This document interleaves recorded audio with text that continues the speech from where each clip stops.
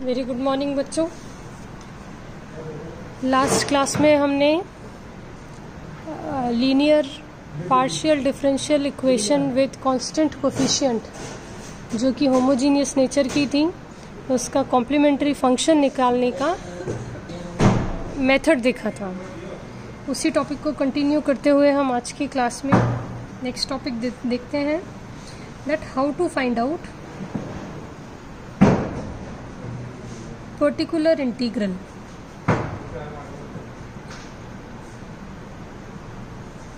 of the homogeneous linear partial differential equation।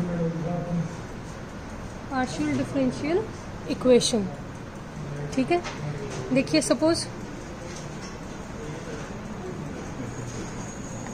हमारी जो differential equation है that is f of d dash of z is equals to f of x y। जब हम complementary function निकाल रहे थे f of x y is equals to, then we know that the particular integral will be, ये format हमने पढ़ा हुआ है already, that pi is always is equals to 1 upon f of d dash of f of x y। we have to solve this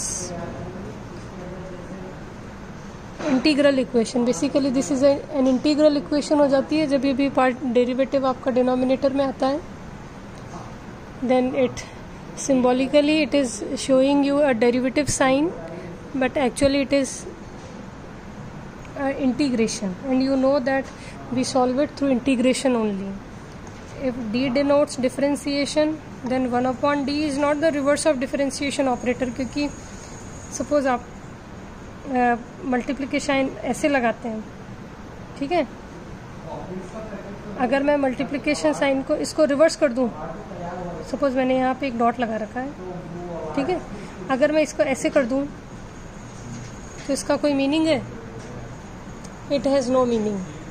क्यों? क्योंकि operator वो चीज़ें हैं जो अपनी एक सेट ऑफ रूल्स को फॉलो करते हैं, जिस तरीके से वो डिफाइन हो रखे हैं आपको वैसे फॉलो करना होता है, करेक्ट। डिवीजन हम ऐसे बनाते हैं, अगर किसी ने ऐसा ना बना करके ऐसा बना दिया होता तो उससे कोई नहीं फ़र्क पड़ता, जो मीनिंग है उसका वो का वही रहता।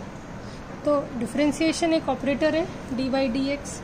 आप अगर इसको ऐसे लिखते हैं d multiplied by 1 upon D x, तो ये ऐसा नहीं है कि इसमें कुछ ये और दो क्वांटिटीज थी जो मल्टीप्लाई हो रही थी, तो 1 अपॉन डी का भी कोई मतलब नहीं है। It is another symbol of integration, क्योंकि इंटीग्रेशन और डिफरेंशिएशन एक दूसरे के रिवर्स ऑपरेटर्स हैं।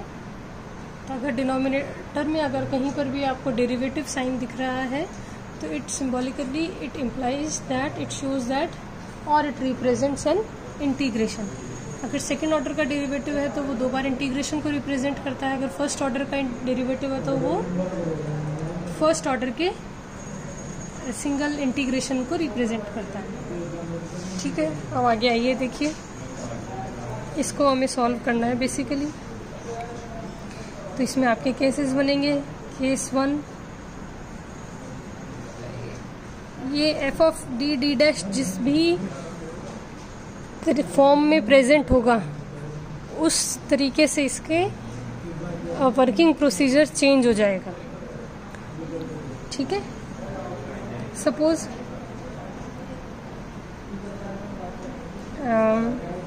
आपका जो f ऑफ d डैश है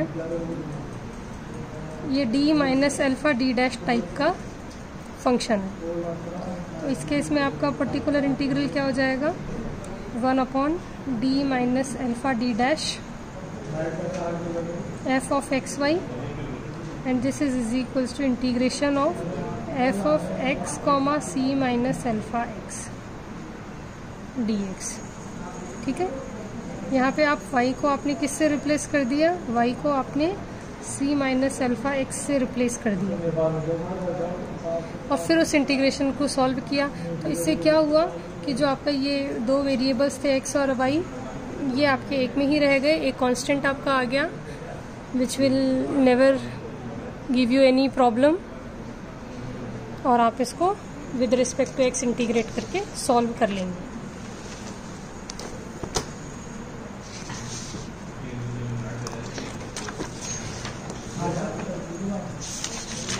ठीक है, नेक्स्ट देखिए आप इसका case 2।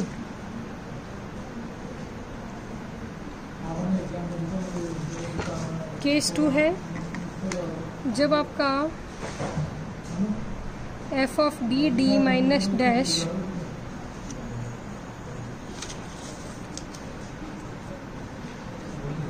F of D comma D dash आपका किस टाइप का फंक्शन हो जिसको कि आप फैक्टर कर पाएँ, जैसा आपका वहाँ था।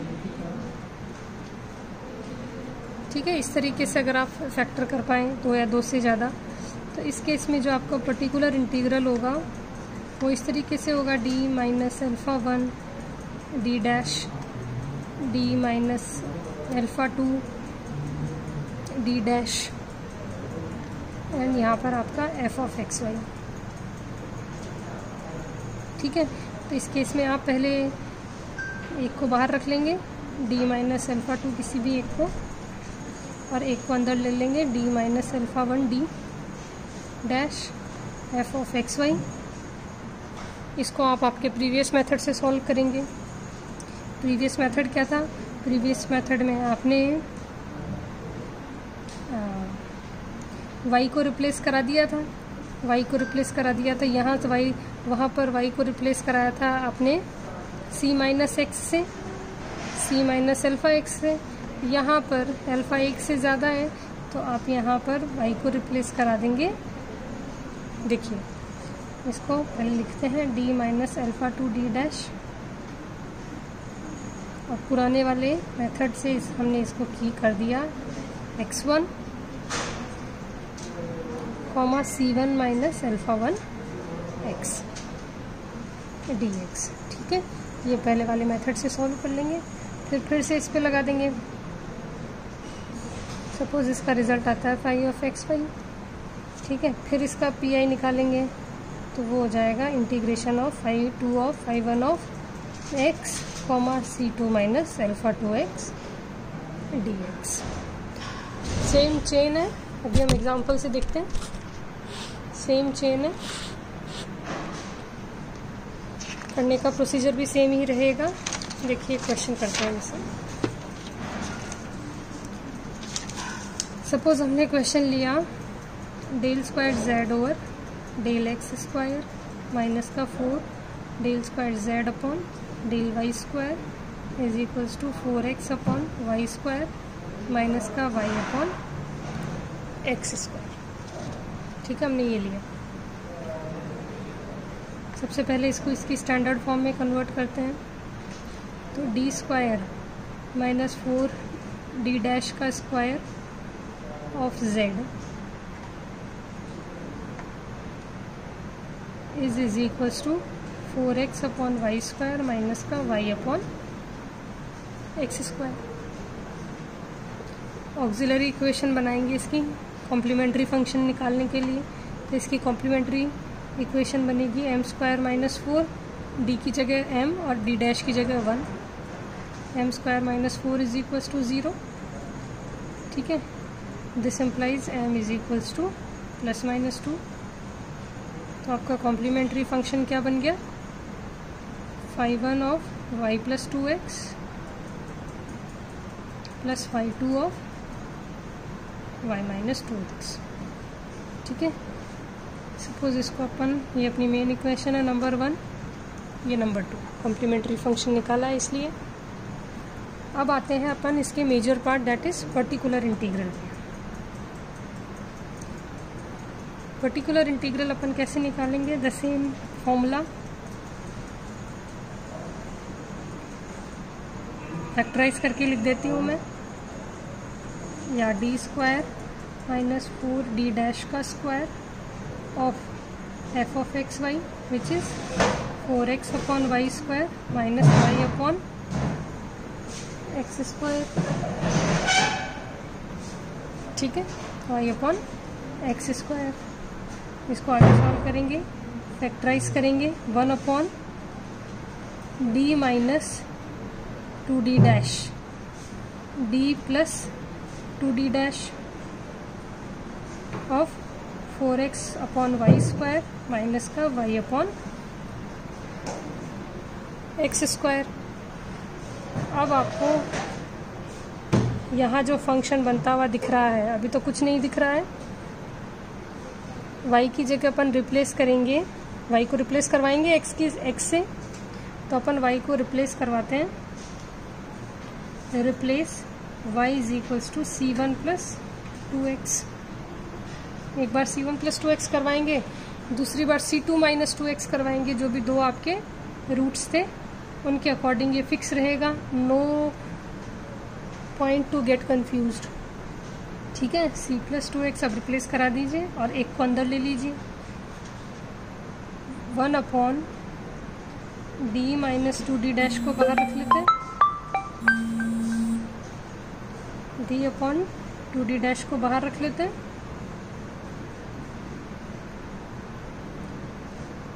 और एक फैक्टर अंदर ले लेते हैं,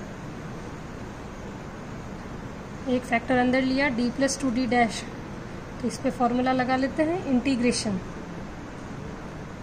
4x अपनी जगह पे, y की जगह c1 प्लस 2x का whole square, c1 plus 2x का होल स्क्वायर माइनस y की जगह c1 plus 2x upon x की जगह x स्क्वायर आपका, ये ब्रैकेट यहाँ से शुरू, यहाँ ख़त्म, और ये इंटीग्रेशन का साइन, और ये ब्रैकेट यहाँ पे खत्म। क्लियर है? बस इस इंटीग्रेशन को अपने को सॉल्व करना है। इसके लिए हमें इसके पार्शियल फ्रैक्शन करने पड़ेंगे। पार्शियल फ्रैक्शन करेंगे,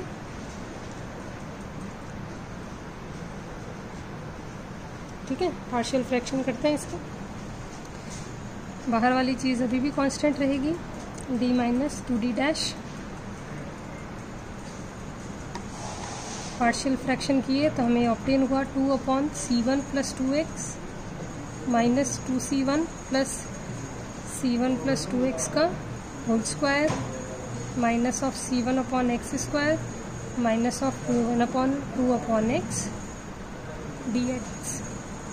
ये आपका इंटीग्रेशन का साइन। इंटीग्रेशन परफॉर्म करने पर आपको ऑब्टेन होगा d minus 2d dash, and this will be is equals to log of c1 plus 2x plus c1 upon c1 plus 2x minus 2 of log x plus का c1 upon x। ये वाली term को मैंने इधर लिख दिया, ये रह गई थी, ठीक है, दैट इज इंटीग्रेशन। अब c1 प्लस 2x की जगह आप वापस से अपना रिप्लेस करा सकते हैं, क्योंकि लास्ट में आपको यहाँ पर sum function of X Y obtain करना है। तो that will be is equals to log of Y plus Y minus 2x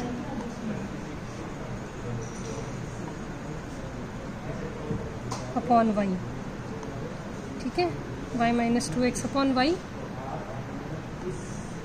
plus c1, ये टर्म वापस इधर लिख रही हूँ, y minus 2x upon X minus, इसमें कोई चेंज नहीं होगा, log 2x में।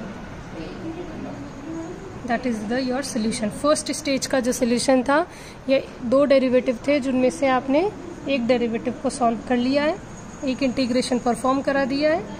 अब सिमिलर मेथड में आप इसका दूसरा लगा देंगे, तो दूसरा लगाएंगे तो यहाँ पर अब आप रिप्लेस करेंगे, रिप्लेस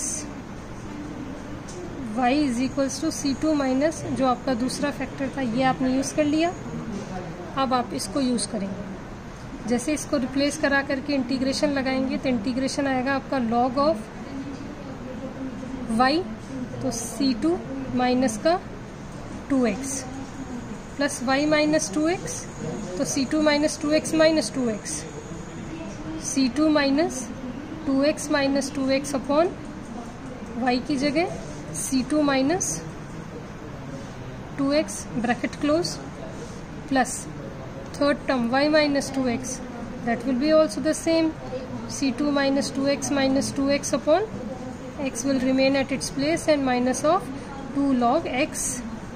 इंटीग्रेशन यहाँ से स्टार्ट हुआ, तो put a big bracket here and put a big bracket, close the big bracket here and put the constant symbol of integration with respect to dx. ठीक है. Now I need to change the page, so you see how I do.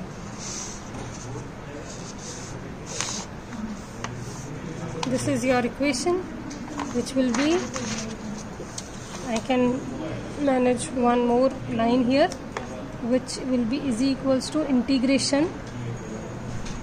इसको simplify कर लेते हैं जहाँ तक possible है. C2 minus 2x में कोई चेंज नहीं होगा, plus 1 minus 2x upon C2 minus 2x plus C2 minus 2x upon x minus of 2 minus of 2 log x. ठीक है. ये हमने इसको मोस्ट सिंप्लीफाई कर लिया इन टर्म्स को, जो भी ये हो सकती थी. अब आगे देखिए